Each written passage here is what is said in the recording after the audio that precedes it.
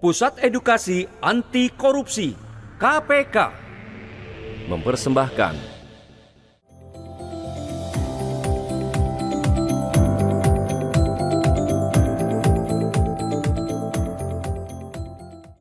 Semangat pagi!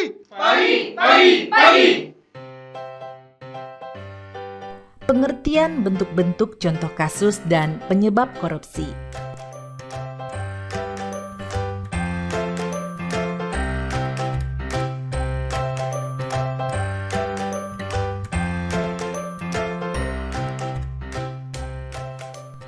Secara harfiah, korupsi atau corruptio yang berasal dari bahasa Latin berarti busuk. Beberapa pakar juga menyampaikan pendapatnya mengenai pengertian korupsi. Salah satunya,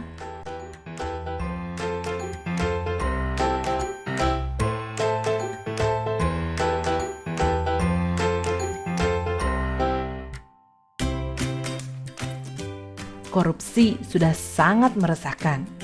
Maka banyak lembaga-lembaga anti korupsi didirikan. Salah satu dari lembaga ini juga mengemukakan pengertian korupsi, yaitu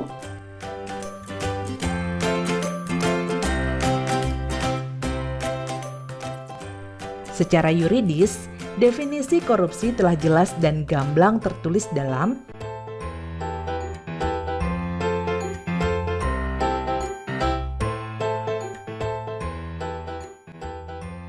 definisi tersebut kurang lebih memiliki inti arti, yaitu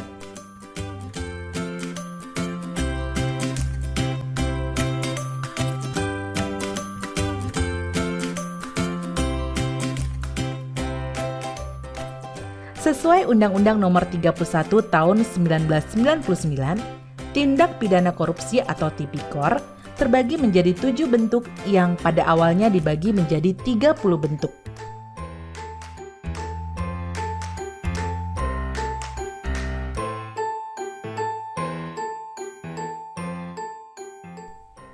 Pertama, merugikan keuangan negara. Penyalahgunaan wewenang jabatan atau tindakan yang melanggar kepentingan umum termasuk tindak korupsi karena merugikan keuangan negara. Misalnya, mobil dinas yang disediakan untuk keperluan pekerjaan pejabat negara justru digunakan untuk kepentingan pribadi dan keluarganya. Selanjutnya, suap menyuap. Kasus suap bisa dikatakan populer atau paling sering terjadi. Suap biasanya dilakukan sebagai upaya memuluskan kebutuhan si penyuap dengan memberi sejumlah uang. Contoh kasus suap yang hampir setiap hari kita temui di jalan adalah para pelanggar lalu lintas yang memberi sejumlah uang kepada polisi agar lolos dari hukuman. Ketiga, penggelapan dalam jabatan. Pelaku tindak korupsi ini adalah mereka yang memiliki jabatan tertentu dan melakukan tindakan penggelapan uang atau dokumen berharga lain yang menguntungkan dirinya. Contoh kecil yang mungkin pernah terjadi di sekitar kita adalah menggunakan kwitansi kosong agar nominal uang di dalamnya dapat direkayasa oleh si pelaku. Keempat, pemerasan. Pemerasan merupakan perbuatan pihak yang menyalahgunakan kekuasaannya untuk memaksa orang lain melakukan sesuatu yang menguntungkan dirinya. Contohnya, pungutan liar atau pungli yang dikenakan oleh aparat kepada masyarakat sebagai tarif pengurusan dokumen tertentu. Padahal, seharusnya pengurusan dokumen ini bebas biaya. Kelima, perbuatan curang. Segala bentuk kecurangan termasuk tindak korupsi. Sebagai contoh, pemborong proyek bangunan yang melibatkan kecurangan kontraktor, tukang, ataupun toko bahan bangunan.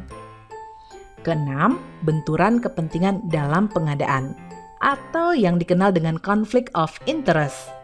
Maksudnya adalah seorang pejabat yang dihadapkan pada peluang untuk menguntungkan dirinya sendiri, keluarga, ataupun kroni-kroninya.